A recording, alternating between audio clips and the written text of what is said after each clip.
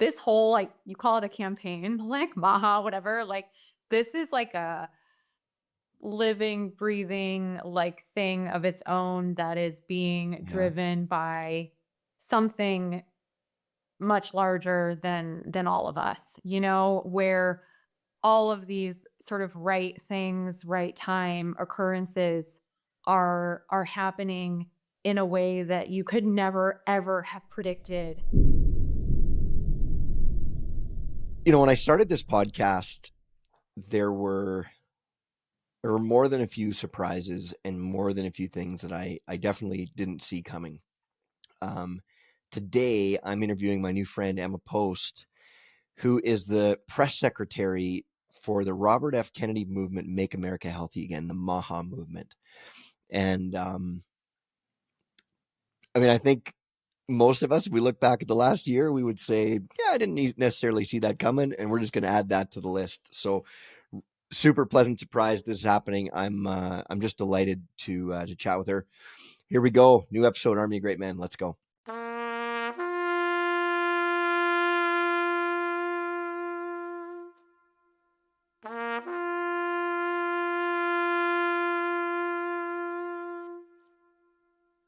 Thank you so much, Adam. I'm so excited to be here. And yeah, echo that. Just a very unexpected journey getting here, but a really beautiful, powerful one that I'm really grateful for. So happy to be Yeah, here. no kidding.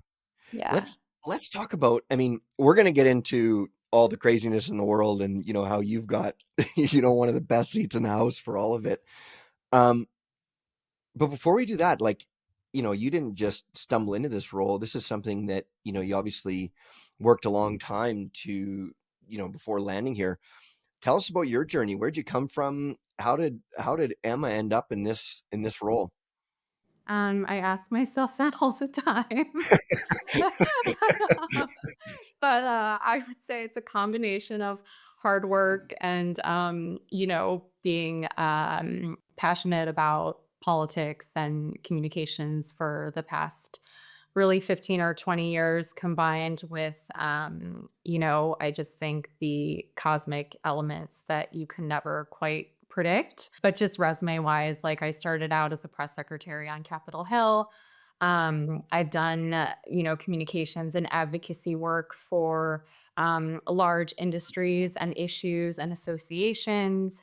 Always looking at what influences public opinion, the media we consume and how that gets influenced and all the different players. And I had kind of taken I guess I should say I've done PR as well for kind of leading like consumer wellness startups. So I've always had an interest in health and wellness as well. Um, and you know, I ended up going to a fundraiser for Bobby down in Austin in like March of this past year. And I went honestly kind of on a whim because I had some friends that were performing at it, like a singer, Mike Maloche, and who's I guess commonly known as Rye. And it was at Aubrey Marcus's farm. Maybe you're familiar. He's like biohacker, Yeah, of founder course. on it Yeah. with Joe Rogan. And I was like, this is cool. Like this feels more like a wellness event I'd go to in LA versus like a fundraiser for a politician. Right. Um, and that was the first time I really heard Bobby speak about the chronic disease epidemic. And there were so many interesting speakers there talking about, just the urgent need to fix all things sort of personal and planetary wellness. And I was just honestly, I was blown away. Like I hadn't been inspired by a politician in years, even after being, very sort of in and around Washington. Um, and I connected with his chief of staff for the campaign back then. And she's a dear friend now, and, feels like a sister. And we just connected and I came on to the campaign maybe like June as the national college director, which means that I was helping to build like our youth vote. Oh, interesting. Yeah, which was amazing, like, really working to build the grassroots movement on the ground with these students who are, like, brilliant, by the way. They're, like, 18, 19, 20 years old, like, just so smart and so passionate about Bobby for a lot of different reasons, as you can imagine, like, these are kids that like, imagine growing up in the state of affairs that we're in, like, they've gotten handed, um, Yeah. not the greatest, situation. And so that was just a really wonderful experience getting to work with them and seeing their passion and why they cared about Bobby and really wanted to see an independent, a third party candidate in office. Which I hope that they'll see in their lifetime. And yeah, so when the campaign, I guess, suspended, which was back in August 23rd was the date. As you can imagine, sort of things shuffle around and people reorganize.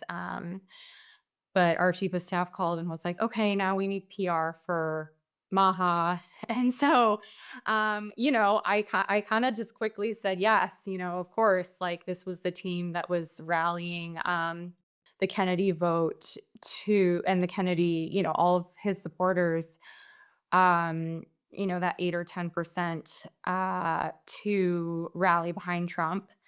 And, I'll be the first person to say, and everyone knows this, like, I wasn't, I very much got into this because I too wanted to see, what the viability of if we could really have a third party independent president. And, I didn't get into it to end up like supporting Trump, right? It's just like that's what life sort of presents and you see kind of Yeah. that there is a much larger forces at play and you just say yes, and so at the time, of course, I was happy and I'm so happy to have been a part of um that work, which was really to use the Maha message and that movement to remind people that you know really a vote for Trump was a vote for Kennedy. That was the way that we were going to be able to see him, bring his lifelong mission of Yeah. ending the chronic disease epidemic, to the world. And so that felt like, and that still feels like the most important mission. So you kind of just learn to, open up in these moments. I think where, I definitely had a lot of fear around, you know, outwardly supporting Trump. I was scared about like what my friends would think, what my family would Yeah. think, all the things, as and I'm sure we'll talk more about. But it has ended up being the most rewarding experience. You know, including the part where it's hard, where you think that like I never thought I could, outwardly be so vocal in my support for Trump and this future administration, but um I have been, and it's now ended up being sort of something that's been extremely rewarding. So um, it was very much a just such a kind of cosmic journey for me in opening up and saying yes, and especially in those places where you feel like you can never go, but then you go and you're like, oh, this is great. Yeah. It's not only is it great, it's like this is everything that I could have asked for with the most amazing team of, it's really his former, senior staffers who are driving this thing.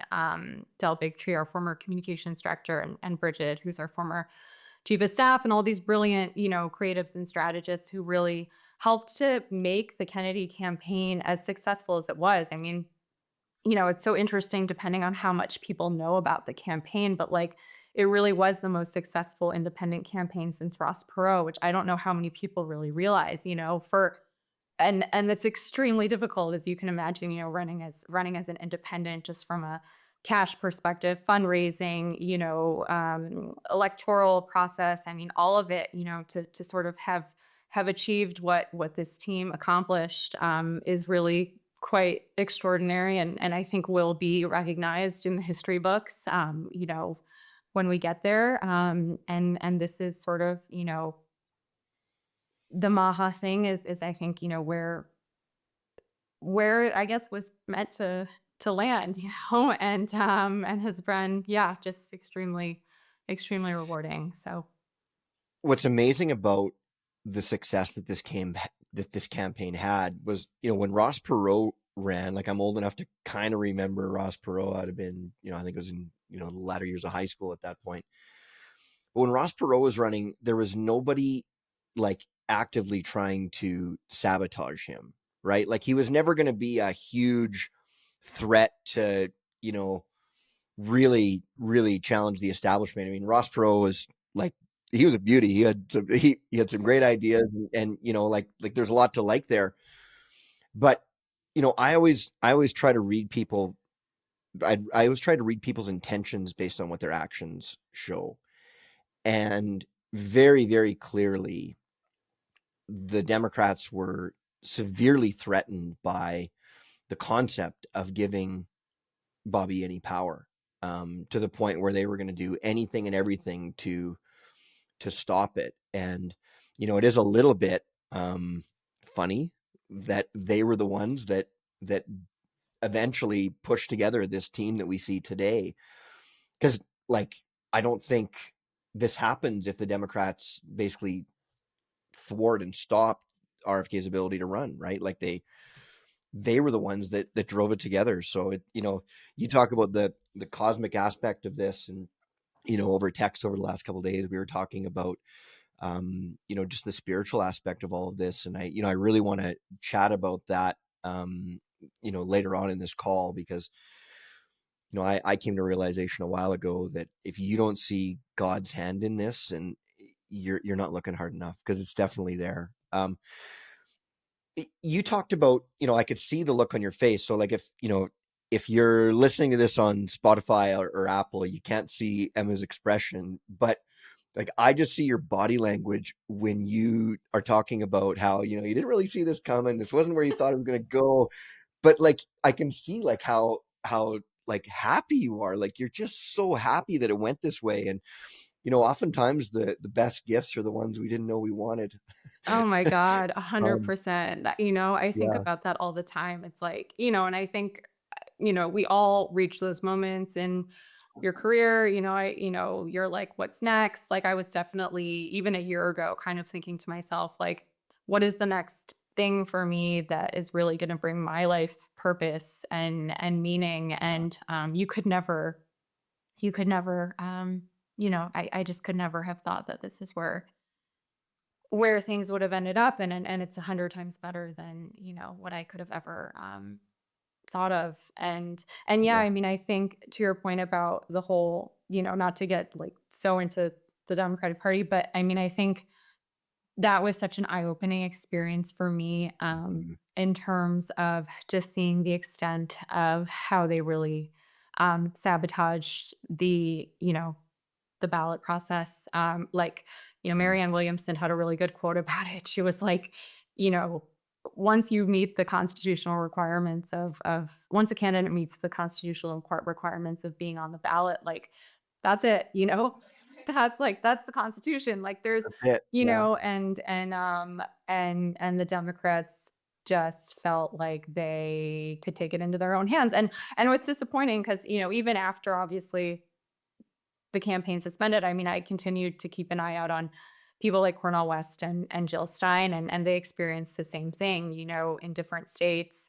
I think the thinking, I don't know, I haven't read too much up on the results for Jill Stein, but I know that, a lot of the thinking is the fact that, like, she ended up, getting such a low percentage of the vote, which seemed like, it did not really corroborate with the fact that, this is her, like, third, fourth time running. And, why is that? Probably because of a lot of the suppression from the Democrats. So, and the ironic thing is, there was a moment when Biden dropped out where, potentially they could have asked Bobby to step in. And I think, and he's such a thoughtful, guy that like had that option been on the table even after everything, he would have given it a fair shot, and maybe the Yeah. Democratic Party would be in power now, so it's like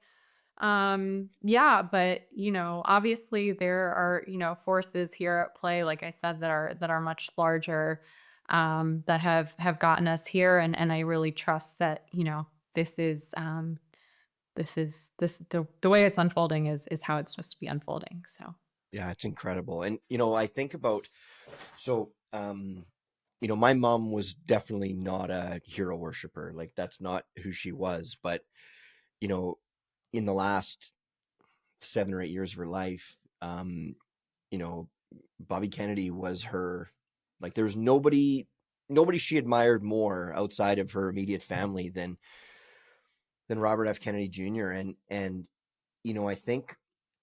I think for a lot of us, it's not just admiration, it's just an incredible gratitude that we all have, because there's so many of us who see that, why does our food taste like this, and why are people getting sick, and why is this happening, and why is that happening, and that, and there's literally one guy on the planet who's got the ability and the desire and the courage to go and do this. And like, we can talk about some other people that are doing good things, but none of them are doing what he's already done, and none of them are capable of doing what he's going to attempt to do. And so, whatever it took to get him into this power, great. Like, great. I'm grateful for all of it, right? You know how sometimes you know, like in our personal lives, we have to, swim through a river of shit to get to the, like the Shawshank Redemption thing. Like sometimes you got to go through some shit to get to the good stuff. And totally. when we look at all the things that as a society we had to go through, and unfortunately a lot of individuals have really, really been hurt along the way to get here, and that's tragic. But to go through all this stuff and now to get him in this position that he's in, it's like, okay, yeah, it was a good trade. Like I'll trade all the crap we had to go through to get to this position, because the people who really have been paying attention, they look and they go, there is no other way. Like there's no other person, there's no man, woman, anybody on this planet capable of doing it. And the truth is, like as an independent, would it have been really cool to see Bobby get his shot? Yeah, but like let's be honest, like it was a very, very, very small chance that he could have won that election, with everything going on. So when you look at it all, there was one path to get him here, one. Mhm. And Mhm. so like in my mind, he's the most important person on earth today, and there's only one person on the planet who had the power to put him in the place where he now has the power that he did.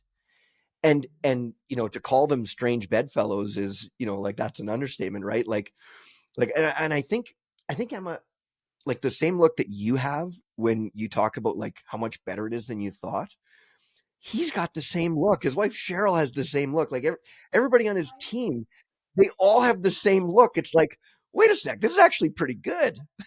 How'd that happen?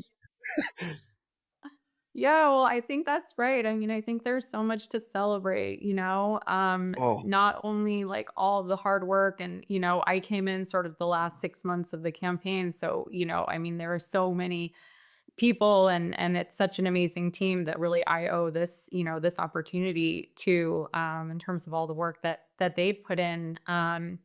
But yeah, to be in this position now where, looking ahead, he's really going to be able to have the impact that, he's prayed for the past 20 years, and then, yeah, bring us all along with it, not just, in government, but MAHA, what's so unique about it and what I love is that it's such a culturally and, people driven movement. And so, there's so many things I think we have to look forward to, but one of those things is, to really um see what that unification can yeah, bring in terms of long-term changes to our public health, and also bringing together people from, both sides of the aisle. And the more that, MAHA gets socialized and the longer, the closer we get to this process, I mean, I'm sure you're experiencing this too. Like I see all the time more and more sort of like wellness influencers or functional medicine doctors and people who are all coming out and saying like, okay, and now it's like safe, I guess. So they're like, sure. Yeah. But that's it's really fantastic. So, I think for us it's a really exciting opportunity to to support the process and to think about what the future of this movement is going to look like, and what are the issues that we're going to focus on, and also how can this maybe be a model for other issues in politics. I mean, to set your political preferences aside, and for particularly around someone who does have the reputation that Donald Trump has, like, and to just put all that aside and say, okay, I'm going to put my head down and make an impact where I can make an impact, because I know that that is what is important, and what is going to I think change the course of history. um like that is an incredibly powerful thing and motivator, and personally I don't think Bobby was such a role model in that, right? Like you see him, once you saw him put aside his dream of becoming president, for progress, for an opportunity to make progress on this issue, that again, it's like this is all history making stuff, that conventional politics, up until now hasn't really seen. And I'm excited about what the future holds in terms of, bringing together all different types of people, and you see the team that's coalescing around Trump, and it's really, really impressive and innovative and exciting, and they're moving fast, and it's um, you know, beyond the noise. Like I think we're just in such an exciting moment. Yeah. And I think everybody kind of realized, like, well, at least maybe not everybody, the people who voted the way they did for for Trump and RFK and everybody involved. I think to say that we needed some change is maybe a bit of an understatement. And the team he's put together is certainly capable of that. So it's really exciting. Emma, you talked about the kind of what surprised you, and I'd like to get into what it was like when you were sort of brought into the MAGA fold, and into that. What were your expectations? I'm sure you're a little nervous about it all. What were your expectations? What did you think was going to happen? And then what was your experience? Oh my god, it's so funny. Yeah, this is like you these things move so quickly. You like go through it, and I swear I like haven't rethought about this until now. So I'm like, you like duty calls, like like Yeah. my Bridget, like I said, is sister, colleague, friend, she calls and you just say yes. And I think, listen, from a press, like from a professional standpoint, it was gold for me. I felt like this was going to be a really fun opportunity to tell the story around Maha. Kind of right out the gates, we got a pretty great feature in the New York Times. Rest in peace. But no, I'm just kidding. It was a great story. And, but it was talking about how, public health and MAHA was, coming to bear as a real issue in GOP politics. And, too, much to the chagrin of my like old school DC friends who, are still challenging me on all of this stuff, which we can get into as well, what this kind of integration is going to look like. But yeah, I mean, I just knew from a storytelling perspective, this, was really interesting, and I love to write, and obviously I've been doing press forever, and the team is amazing. I can't stress that enough. It's like it feels like a family, and I just kind of knew like, okay, whatever happens, I'm gonna be okay, like. And in terms of the Trump thing, I mean, I it's funny, looking back, I guess probably what I was most scared about was like the association, like what are people going to think if they know that I'm doing this work, on a super PAC, which I hardly knew really. I mean, you know what a super PAC is kind of anecdotally, but I didn't know sort of, intimately how these organizations operate. But I will say like, you know, the process too of kind of opening up to Trump, by the way, like my dad's a huge Trump fan. I have family friends who are like, friends with him. Like I was always open to it. I started out as a Republican on the Hill. Like that's my, crew in DC. So it wasn't too far of a jump for me. But I think mostly what intimidated me was what everyone else was saying, and I think that's such a major tragedy of this election, which is that um, because of all of the disinformation and the misinformation and the honestly just the vitriol, for me it was very hard to find my own sense, my own to find my own voice, and then to really just you had to just trust and like stay grounded in your own truth, and that was just the process for me, and I remember when Frigid like asked me like, okay, do you want to come to Las Vegas for this Trump rally that Dell's speaking at, and I kind of was like, oh my god, can I go, like internally I was like, oh my god, I don't know if I could go. And then like you go and it's like Trump is like, first of all, the energy at an event of his, I have never experienced anything like this in Really? my life. It was like reminded me of being at like a Big Ten, like Ohio State game. Like, it was insane. Like he comes out and it's just like lights blaring and music and like thousands of people just like roaring, in this stadium. And you're like, whoa, like there is something massive happening here, like Yeah. obviously that, but you don't really, I hadn't really like understood the extent until I saw that. And then, he's like up there and he's talking for a couple hours and he's like extremely smart, like well versed on all the issues. Like funny, kind of self-deprecating, like making all these like funny jokes about like his weight and like whatever. And you're like, this is like, you're like, how can people, again, it's like, how can you hate this? Like, people Well, it's hate because it they see the because clips. that's the That's why. thing. They see That's they the see this thing. 10-second soundbite. Um, but like that's the thing that, you know, like you, I've got lots of, family and friends who like they look at me and they're like, okay, like I get, okay, you might want to vote for his policies, you might like this, you might like that. But it sounds like you actually like him. And I'm Mhm. like, that's because you don't see him. Mhm. Like what you just described when he gets up and gives those talks. Like I was just talking to someone the other day. And again, I don't want to make this about the Dems versus Republicans or Yeah. whatever. But when Kamala Harris's teleprompter would go down, she couldn't talk. Mhm. Like it was just, you could hear the crickets. Like she had nothing to do with the teleprompter.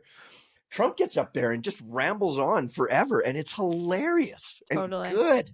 Yeah, It is. It and is it so seems like good, a and bruiser. he had that in common with, of course, with Bobby. I mean, these are men who are both very articulate and have such Yeah, kind of like a range and a depth um, on the issues, which I think people really appreciate. Like I remember at one point, you know, maybe within the last couple months, it was like Kennedy and Trump both were doing, dozens of interviews a day.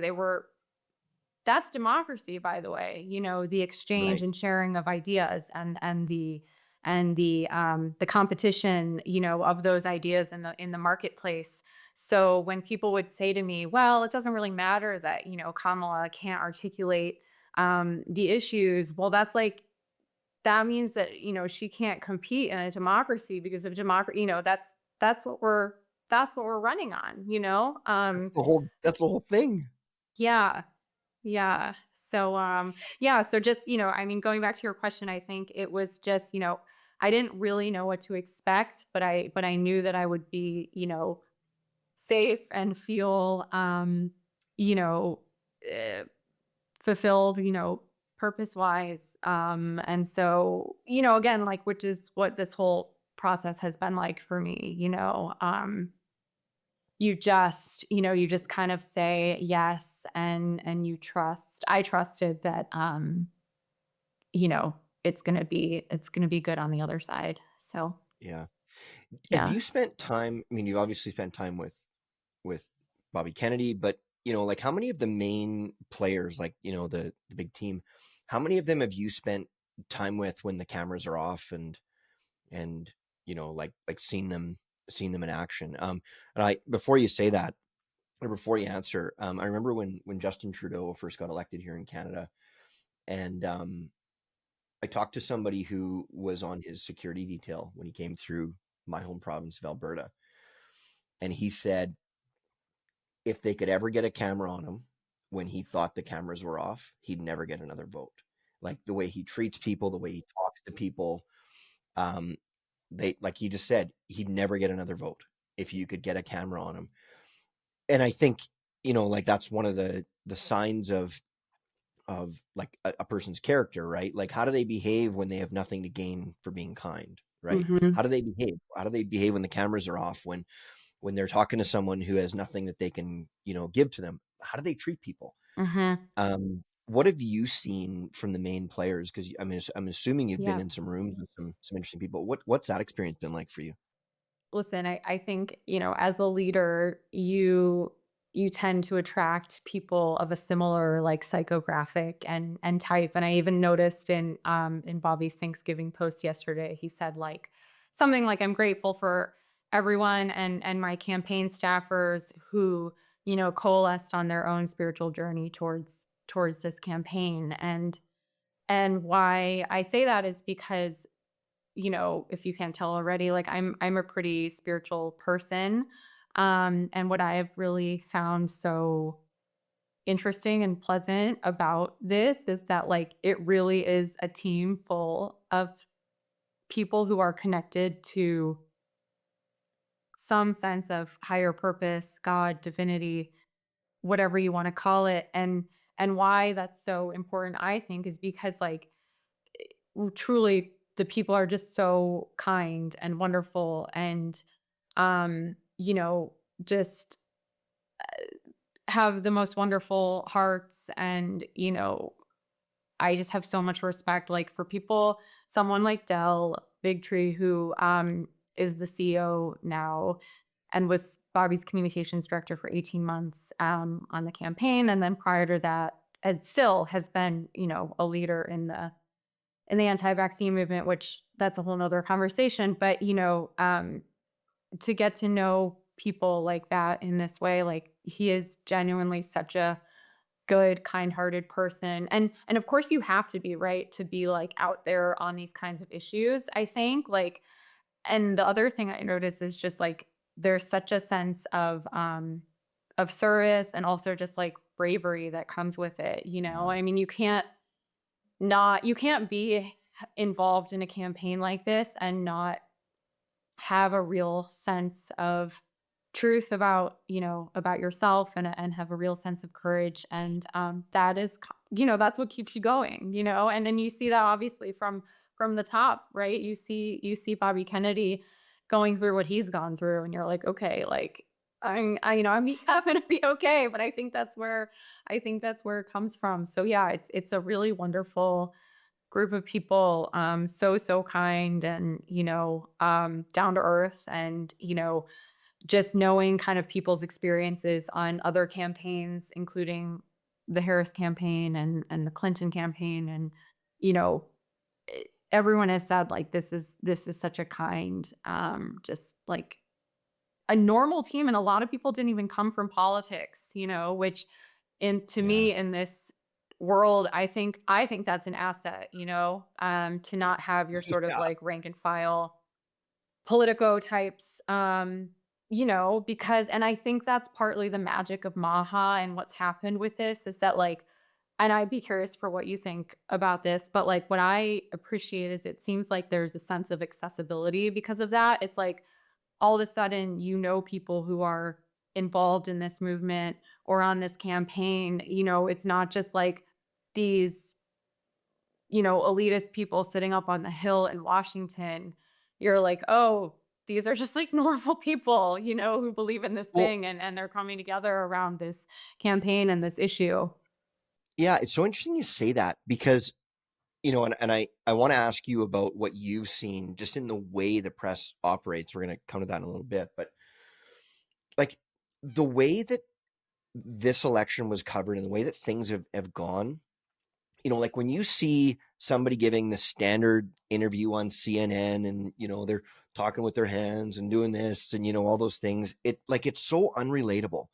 But like now people don't get their news from CNN or MSNBC or, like even Fox or anything like that. I mean, they do, but now way more people they want to hear a conversation with Joe Rogan or Theo Vaughn or, like who would think that a comedian whose shtick is like laughing about, like, he tries to make himself seem dumber than he is, and he talks about drugs and this and that and everything else, and he's interviewing the incoming president of the United States. Like, what it does is it makes us feel like we actually know these people, and it makes the whole thing, Hmm. even though it's this, like, I'm in Canada, but I'm as tied to this election as somebody living in, Colorado for sure. Like we're so tied to it all. And I think it's because of it feels grassroots. Like the whole thing feels like we're coming together as a family to make change. And,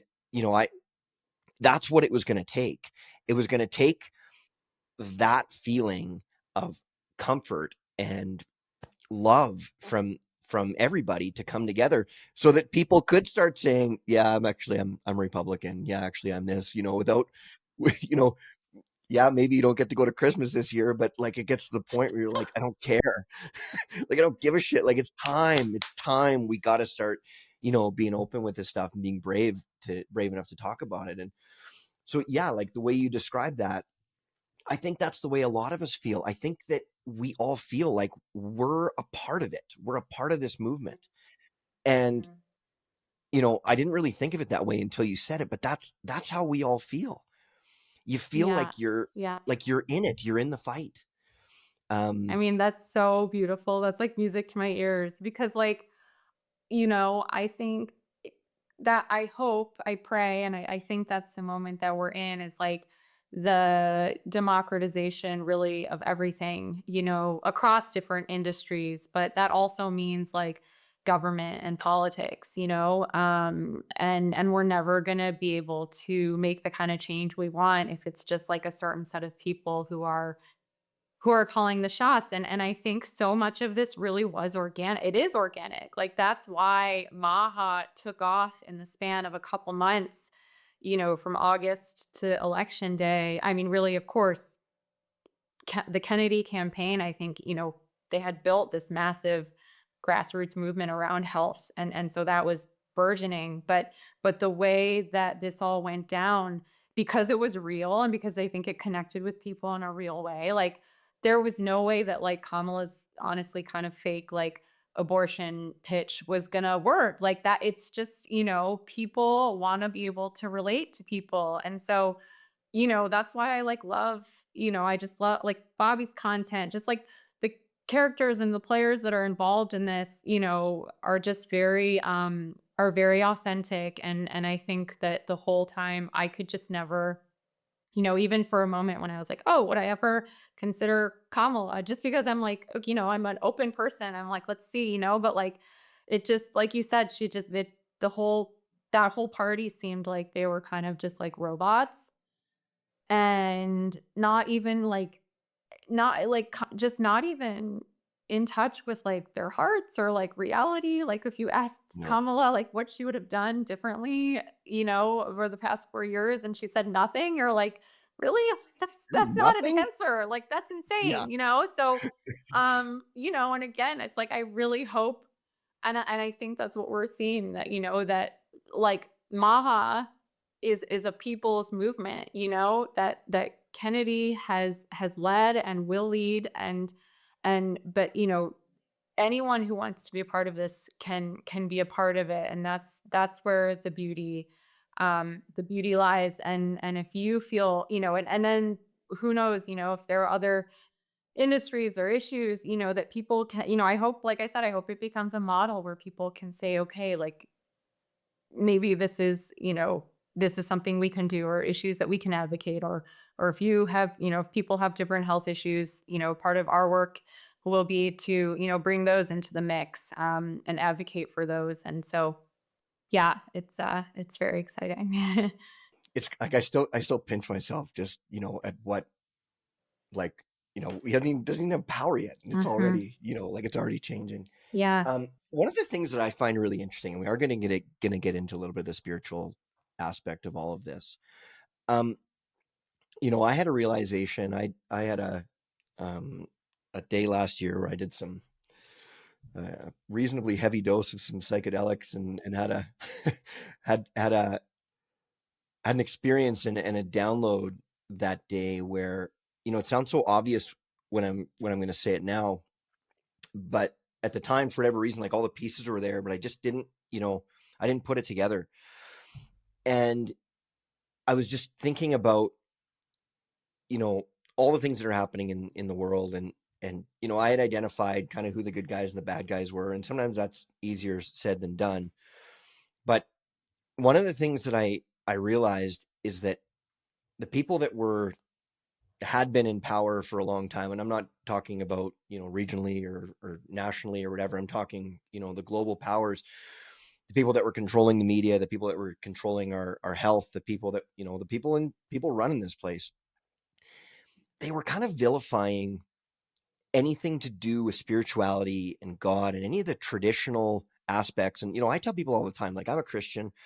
I don't care what your belief is, as long as it's for good and as long as it's bigger than you. Like, that's all I care Hmm. about. If you don't believe in something bigger than you, I,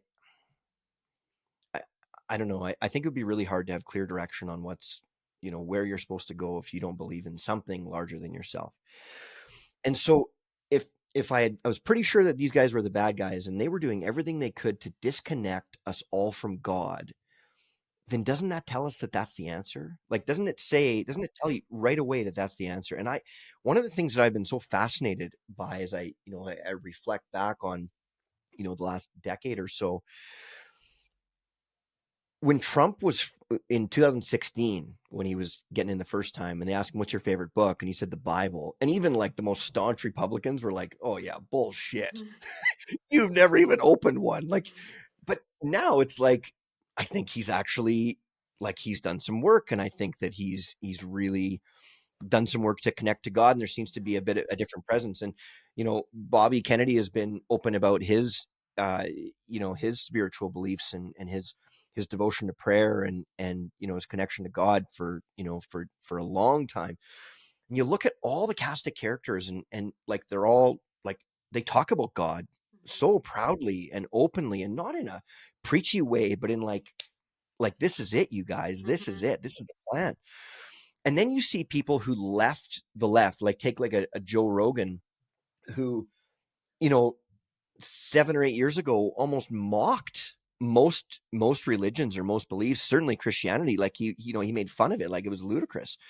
And now that he's sort of come over this way, now he's getting more connected to God, and he wants to get in there. And Elon talks about it differently. And like all the whole cast of characters, all of them, as they're sort of coming and waking up to what's needed, God ends up being a part of that every time. They end up going, wait a sec, there's something to this. There has to be. Talk about how God brought you here. I mean, you talked about the cosmic Hmm. journey. Um, Oh my gosh. like when I'm sure there's a lot of twists Yeah. and turns, Yeah. and probably pretty hard to ignore in hindsight. Yeah, I mean, it's so beautiful the way that you said that. And I couldn't agree more. I mean, for me, from like a just a pure you know, synchronistic standpoint, um I had a lot of these moments with the campaign, especially in the early days where, I had met our chief of staff, and, we were sort of figuring out, we were in communication. I wasn't sure if I was going to join the campaign, what was going to happen. But, there were these moments where, like, you know, someone would literally send me. Like, I remember this guy I met at the Austin fundraiser. He would like someone like sent me a text, incoming text, like, you have to work for this campaign, you know? And at this literally like the exact same moment, like the chief of staff would text me, you know? So like I had a lot of moments like that, you know, repeatedly where and even to now where it's like, you know, the timing has just lined up perfectly on something, whether it's from, you know, like a tactical just like media standpoint or, you know, a connectivity standpoint. And I think that that goes to show that like I have felt this whole time, and it sounds like you have recognized this too, that like this whole like you call it a campaign, like MAHA, whatever, like this is like a living, breathing like thing of its own that is being Yeah. driven by something much larger than all of us, you know, where all of these sort of right things, right time occurrences are happening in a way that you could never ever have predicted. No. And the only way that they happened is because of a sense of faith. Like no candidate who did not have a strong sense of God or spirituality would have been able to suspend his candidacy and put his faith in Trump and that candidacy to say, you know, this is where I'm going to go. And to have that trust throughout this whole process, especially when everyone is telling you, you know, don't trust him, you don't know what's going to happen, you know, I've of course I've heard the same thing, you know, even now.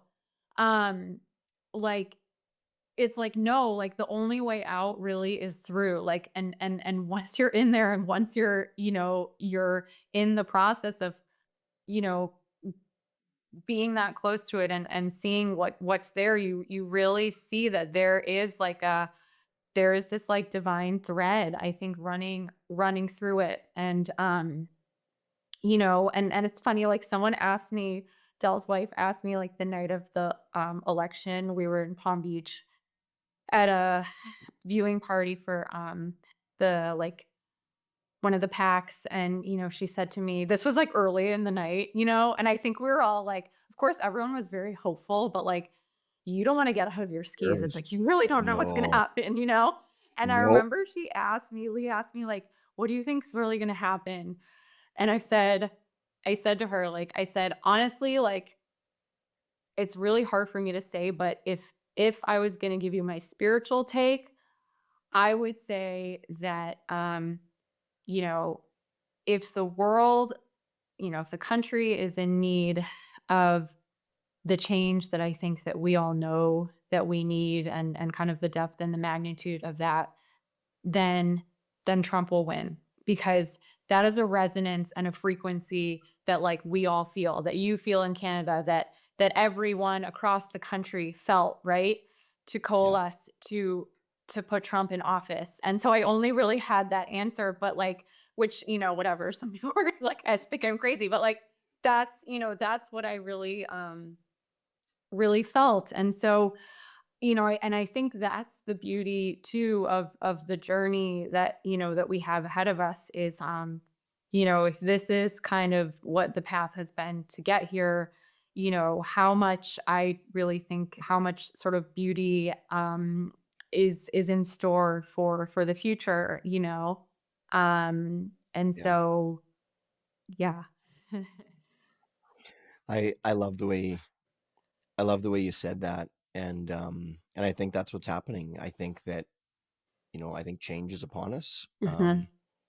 You know, I think that there's still going to be some bumps, and you know, I mean, just look at what's, you know, they're still trying to sabotage. It's For still sure. happening. I mean, look at Ukraine, right? Like, you know, 3 days after the election, you know, even like the BBC is saying this war is going to end, and both Zelensky and Putin are saying that, you know, Trump's playing a major role in that. And then the next day, the U.S. is authorizing firing missiles. Like, well, wait, what? Like, what are you doing? So, you know, I don't think anybody is under the illusion that it's going to be this, you know, smooth sailing from here. There's going to be some more bumps. We all know that. Um, but hopefully what ends up happening is enough people are open-minded enough to give credit for the good things and go, okay, yeah, you know what? Like, even if you don't like them, fine. But, if some wars end and if this happens and if that happens, maybe we can go, okay, I still don't like them, but I'll give them credit for this. And then maybe one day they'll wake up and go, well, wait a sec, just like so many other people do. Mhm. Wait a sec, maybe they're not who I think they are. Maybe, Yeah. maybe I've been tricked a little bit. Yeah. And, hopefully, that happens one person at a time. And unfortunately, some people are going to have to miss a couple of Christmases and Thanksgiving along the way in order for that to happen with their families. But Yeah, hopefully not too many more. So but what you're saying is so powerful because, like, what's coming to me now is like, okay, so say we looks, we do live in this country that is extremely divided. yeah, Um, and and at least, some of us early adopters have been able to, quite happily now, you know, come to the place that we're in and be fully in support of what's happening and really get over our own, darkest fears and patterns and whatever. I mean, yeah, if we're able to do that, then, can can the rest of the country do that? Can they heal, in their own way? And by the way, like, I say this all with of course a ton of compassion for anyone who voted for Kamala. And I know that, this is an election that was deeply wounding and scary for a lot of people. But, if, going back to your LSD trip, it's like if we really are all one, which in some sense I think we are, then, I trust that, those who are intuitively guided towards Kamala Harris, while they may be having a difficult time now too, like, they're going through their own reckoning and process, and they will come out on the other side too, just like just like the rest of us. So we're all, given that, really, that privilege, as human beings on this earth. And I just happened to go through it a few months earlier, maybe because I was, because of where I was. And it does give me like it's such a wild, like, deep process. That it does give me a lot of faith in terms of, I hope, people's potential and ability to come out on the other side. Now, I don't say that lightly. Like, we're both sitting here talking about how connected we feel to God. And, I'm saying that that's a deep thread in my colleagues, the Kennedy campaign. Um, I recognize not everyone has that sense, and it's not going to be that easy. Like, there's no way. Like, of course not. I think it's going Not to take everybody's meant to months. understand them. Yeah, they're Yeah. not. It's just not. It's Yeah, not everybody's path. I know. But what I hope becomes contagious. I did an episode a couple weeks ago where I talked about how, and I was talking to the Democrat voters or the liberal voters or left leaning people who they're panicking because all their worst fear, like they just think the world's going to end and all these things, and then they get really mad when they find out that this person that they used to respect is now voting this way or doing that, and it's like, well, did you think that person was sexist, racist, stupid, ignorant before? No. Well, do you think they just bumped their head one day and just became racist because, if you vote for this, you must be racist or you must be sexist or that? Or do you think maybe they saw something that you haven't seen yet? Right? What's more likely, that this group of people who you used to love and respect is now suddenly a horrible person, or maybe they just see things a little bit differently, right? Which is it? And that's one of the dangers of the way that our press has operated, and frankly, why people have rejected the mainstream media the way that they have. It's because you can only lie to them so many times, right? You can only shove the BS down their throat so often. And you must have seen some fascinating changes in the way that the press operates, in Yeah. your career in this world. Like compare it 10 years ago to today, Oh even. my Must God. be just night and day. Night and day. I mean, like a couple of things. It's so interesting. Like one, to your point about like, I don't need to like go into like how many followers I've lost personally and stuff or friends. But it's it happens, it's just the world that we're in. But it's interesting what you're saying. Like, I've been very fortunate to like work on really cool brands and communities, like curate community for the TED conference in Vancouver or Summit series, or always work on like kind of the hottest new thing. Like up until now, like, I have never gotten a no. Like, everyone has always been hitting me up. "I wanna come to your party. What's the product you're working on?" Whatever, you know?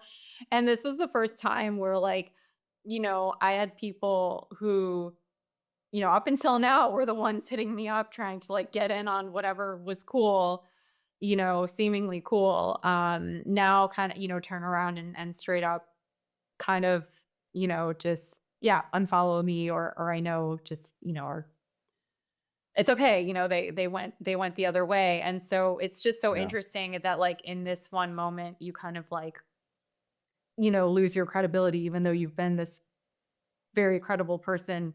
Right. Like you didn't It's just like wake up one day and you're just stupid. yeah, Like it didn't just, yeah, it's like, you you know? guys know me. Yeah. If anything, this should be a testament that like, I've been early Right. on a lot of things. And so, and some people do see that. And I think, yeah, to your point about the media, I mean, a couple of things. Like one, I think the biggest well, first I'll say like I as being in PR for a long time, I do have an appreciation for the mainstream media, like, for particularly like around like health issues and stuff. Like I know that like women's magazines and stuff like they have a role to play in terms of like telling, deep, thoughtful feature stories, and a lot of people do read them. So like I don't fully write them off. I think even places like the New York Times, there are some writers who are quite thoughtful that, they do have an audience. Um and I never want to like completely say no to someone, you know what I mean? Including the mainstream media. And because I think it's how we're going to get through this stuff is if we're able to connect where we didn't think we could connect, or Yeah. and so what I've appreciated the most is like the friends who have come to me and said, um, I don't I would have I voted for Kamala, but I really would like to talk to you about your Yeah. journey, and I want to hear what it's been like for you. And that's the magic. Like that's where it's like, okay, this is how we're gonna That's move how we heal. forward, you know? Yeah. And listen, I definitely I've been in it for a long time. I always understood how stories get placed, how industries drive opinion about things because, these public affairs campaigns are extremely sophisticated. They're extremely well, though they're run like campaigns themselves, they're very well funded.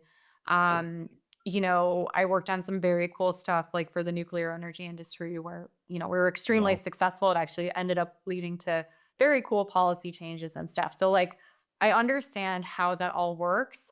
I think what I was surprised about in terms of like the political news coverage is really, really, really like just the pure lack of, um, I feel like, lack of a commitment to like the truth and like real reporting, and just totally like blowing over the facts. Like I still Yeah. I still can't believe how misreported stuff is about Bobby, about the campaign, about this issue, everything about the anti-vax movement, which has gotten completely just sort of like taken out of context, Totally. the way that people talk about it. And then like, one of the things that's been really eye-opening for me too during this process has been getting to meet a lot of people who are a part of that movement. And it's like when you talk to a mom who like has a kid who is vaccine injured, and has autism because of that, you're like, I have like tears in my eyes. I'm like,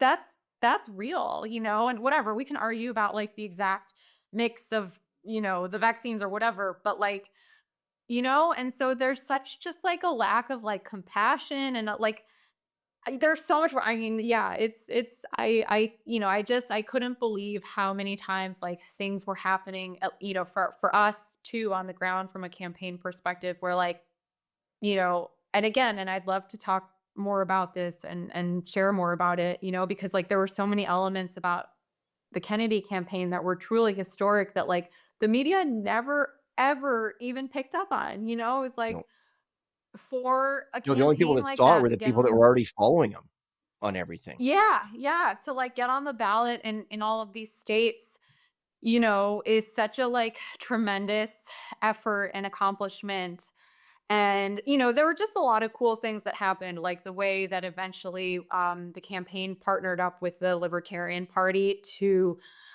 increase the, amount that you could donate to the campaign, like, all these things that were, like, so smart and cool and, like, interesting, that, like, friends would never ever talk about. I was like, so I don't know. I mean, there's a sense of like I think for them, unfortunately, it's like this institutionalized privilege where you're sitting there and you are being paid a salary and to do one specific thing and you're not really, you know I I don't know. I don't know what is going on there, but it feels like they think that they can continue to do that maybe, or, thankfully a lot of these places are having, a bit of a wake up moment, like places like The View and things, but Yeah. some of them are like CNN is still, they just appointed Caitlin Collins as their White House correspondent who, I like look at these people a lot, as you can imagine. And like Kaylin Collins is like prides herself on being an independent reporter. She's not independent. Like she, you heard in that conversation with Howard Lutnick, like Trump's transition chair, like how just vehemently opposed she was to even having the conversation around vaccines. Like Yeah. that's not independent, And so um I Well, and I think just, yeah, go ahead. that's part of the issue with the media, right? Like, and not just the media, but sort of society in general, right? Like whether it's when you're in university or high school or in the media or as a doctor or whatever, like it used to be really encouraged that we would ask questions because like Mhm. what's wrong with asking a question? Even if it's a question that you know isn't the answer that you want or whatever, like that's how you sort of learn and grow and all those things. And now like, you know, any question that challenges the status quo is met with mocking and ridicule and this and that. And so when you've got all the same people, controlling universities, controlling the media, and everything's bought and paid for, and then you get to control the message, it's almost like the journalists that are out there, like I don't even know you call most of them journalists because thinking for themselves and asking questions, in an effort to get the truth is punished, not rewarded. So like I think some of the journalists out there, like I sort of put them in two camps. And then maybe there's one kind of in the middle that, the jury's still out. But some of them are just definitely they're going to do what they're told. Others just, you know, they just don't know what to even ask. Like that article, was it the New York Times that did the article trying to make fun of his comments about Fruit Loops? And they're like, yeah, it's the same ingredient, but except for like it's got red dye 40 or and they list these. It's the same except for these like 7 super toxic ingredients. But other than that, it's identical. What's he talking about? Well, yeah, well those 7 ingredients happen to be kind of what he's talking about. And like in that case, I'm not even sure that like the person writing that article, I think it was just ignorant. Like I don't even think they knew what they were Yeah. saying. Yeah. Yeah, I don't know. I mean, the other thing I'll say is I thought it was interesting, like this morning, Nellie Bowles. So the Free Press is like an independent news outlet that was started by this woman, Barry Weiss, who kind of famously quit the New York Times. She was like, an amazing opinion writer for them and left the Times because she felt like she was kind of being, influenced to write a certain way. So she started the Free Press maybe a year and a half ago. It's become extremely um, successful as an independent media platform. And And her wife is this woman, Nellie Bowles, who is a famous, well-known, famous. For me, it's like I know these writers. It's like, yeah, like a well-known tech columnist at the Times. And Nellie wrote a piece for the Free Press this morning, and it was like basically saying, like lauding the Kamala Harris campaign. It was like, this campaign raised $1 billion and I couldn't be more and I couldn't be happier that it, took money from, these rich people and spread them out, spread the finances out, think about like the caterers or whatever. And I was like, we're literally living in two different worlds, you know? Like, are you kidding me? Like that egregious like waste of money and resources, and furthering of this like machine, Oh my God. like then, people don't even really realize like, how the Trump campaign was able to do this, with a lot less, just funding Like a wise. Like, quarter.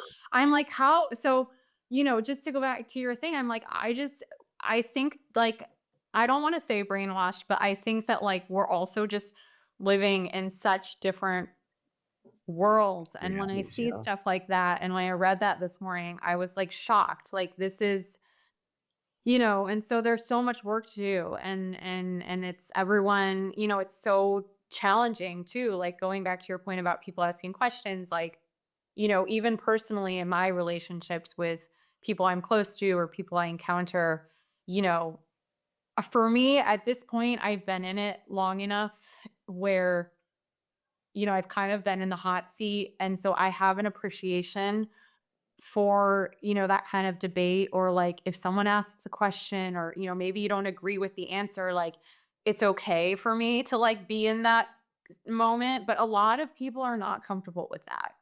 And a lot of people don't even want to have the conversation. And I've gotten ridiculed for, even being willing to have the conversation, to talk. And I'm like, whoa, like this is crazy what's happening, And it makes me want to sometimes like retreat. Like I'm like, the Kennedy team is meant to like safe space. Like, this is a safe space. Like, but I know that that's not the answer, and I know that that's not how we're going to be able to move forward in life and society. So, I still venture to have conversations where people reach out, or if there's a curiosity, because 9 times out of 10, when I end up having that conversation with, say, someone who voted for Kamala or whatever, and we talk and they learn more about Bobby and they learn more about Trump, we like end up mostly on the same page, Yeah. And so, I'm really, like I said, I'm really grateful for the people who are willing to, have that conversation. And I hope that, we can keep fostering that. But, at the same time, it's very tempting to just, I get it. You're like, you just want to be with people who are going to give you a hard time. Yeah, for sure. And but that's where the courage comes in, Yeah. right? And that's like, if we look at this as, we were talking about earlier how it feels kind of grassroots. We all have a role to play in this, in the healing that we all need. And I think most Americans are maybe a little bit shocked when they learn how people from other countries are so invested in what's happening in the US, right? Like in Canada, Alberta, where I'm from, it's a predominantly conservative province. There's so many people here that, we're just begging for the spin-off effect of, you know, and so many of my friends and family members, the whole concept of Make America Healthy, like it's great and it's exciting, but we're all like, hey, us too. Like, Mm, hopefully this rubs off on us here too. that's cool. We could Um, take it international. That would be awesome, actually. well, I think it naturally will be, Yeah. right? The influence that the United States has on the rest of the world is massive, Hmm. and so I don't think it's any secret that the rest of the world is looking at this with great curiosity, and hoping that a lot of it um, rubs off. Particularly just like the food and drug industry. I mean, it's just, which I know is one of the main objectives of the whole MAHA movement is to clean that up and to get to the bottom of why are people sick and why, why are chronic diseases at the rates that they are, and why is, like, in Canada, our life expectancy is 2.5 years shorter than it was 5 years ago in this Wow. country. Like, that's crazy. That's Yeah. crazy. Um, so it's time. And I'm just some jerk with a podcast, right? Like, I'm nobody. And but I know that, if I can help one person see, then maybe they can help somebody else see, and like that's how it spreads. And so those awkward conversations, yeah, nobody wants to have those awkward conversations. They're not fun. They're not fun to do. But from a grassroots level, that's what we have to do. And you sort of get both. I mean, you're at the grassroots level, and you're in the rooms too. So Yes. it must be so fascinating for you to watch it all. Yeah, no, it is. I mean, it's a ride of a lifetime. Like I said, I'm so grateful. And honestly, like Yeah, you're not just some person with a podcast. It's like this is Maha. This is what it this is is it. that Yeah, connectivity, and it's so powerful. And I don't even know how we're gonna like talk about this later on, like I think so many of us we're all just kind of like in it. But it's so like deep and profound and amazing to be a part of. So yeah. Well, yeah. and thank you for what you're doing and for having the courage to ruffle a few feathers with your with friends and things like that. Because one of my longtime really great friends, he's got a great line. He said it's easy to have values until they're tested. Hmm. And so when you deeply know at your core that this is what you have to do, even though it's going to cause some pain and discomfort, but the reward is you get to be involved, and get to be in the fight. um you get to lay your head on your pillow at night knowing that you're doing what's right. And I was talking to somebody else the other day about the cost of being inauthentic, right? Because you and I were talking about it. There's so many people out there who are still, it's funny to say, they're in the closet, as Yeah. they can't come out and tell Crazy. people, Yeah. their friends and family, for fear of losing them or losing their job or losing this or losing that.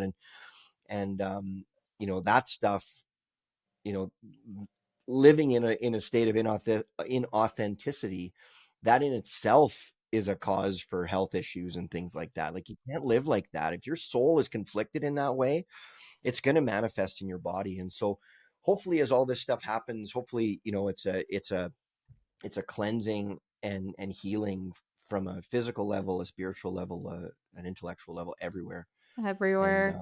Yeah. I think that's what it's all about. And I think when people really listen to Bobby Kennedy, they start to realize that he's not just talking about food, water, drugs. He's talking about all of it. Yeah. Exactly. And I think, yeah, it's so interesting. Like I think one thing I would share with anyone who's maybe like nervous or scared to speak out, like, and listen, I'm sure that there are very elegant ways of doing it. I don't know that I was perfect in my execution. I don't know that anyone is, but like, um, you know, like, yes, I like lost followers, or I know that there are friends who are just kind of like, can't believe I went Trump, Um, but it has truly been the most like rewarding thing to, like you That's so said, to good. speak out, to be my truth, to and then the people that you do end up attracting and meeting and connecting with, like yourself, it's like there's such a deeper resonance and in connection that like I would much rather, I'd happily take 100 of you of well, the five of the whatever the people that I lost. And and I don't mean that like I'm sensitive to it. I'm not saying it in a casual way. And I also feel like these are people in my life, I'm thinking about people in LA in particular, people I've known forever, 8, 10 years, whatever.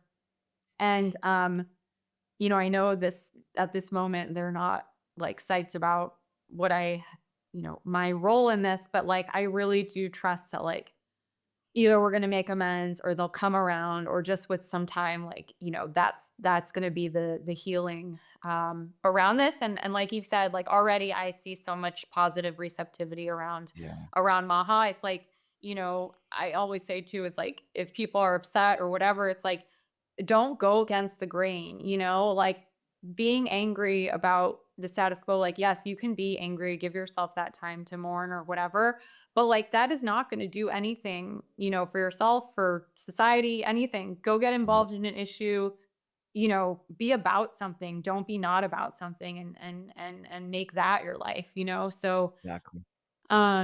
yeah, I'm so happy that I spoke out, because I was just like, I felt like I was like hiding myself, like working on this thing, and like, and I was proud. I am proud of, the work, extremely proud of the work that this group has done, to support where we're at, and Bobby and stuff. And so, I have no, it's funny, people say to me like, be careful, or like, they're like, take care of yourself, Emma. I'm like, no, like, I'm like, we're so good, like, this is the most like loving, kind, like movement, like, Yep. you take care of yourself, you know? Yep. Uh, It's it's something that so many people who, like my mom used to say, the left didn't leave me, or sorry, I didn't leave the left left me. yeah, But when she started to hang around and talk to people who, were on, a little more right wing, we call them conservatives here in Canada, she was shocked at how much love is in that community and how much kindness and inclusivity and intelligence, and like it's just nothing like what she thought it was. And So yeah, I love hearing what you're saying, and it's great. And I one of my favorite lines ever. It's from a movie. I think it's called Hearts Beat Loud, and the line was, "It's impossible to be great without being brave first." And um, and it takes bravery to come and be open with these beliefs and doing all that. So congrats to you for oh, being brave enough to be great, because you're very clearly great. And thank you. oh man, this is just such an awesome conversation and an honor to get to know you. And I'm just so grateful for you agreeing to spend some time with me and our listeners. And hopefully we can do it again someday.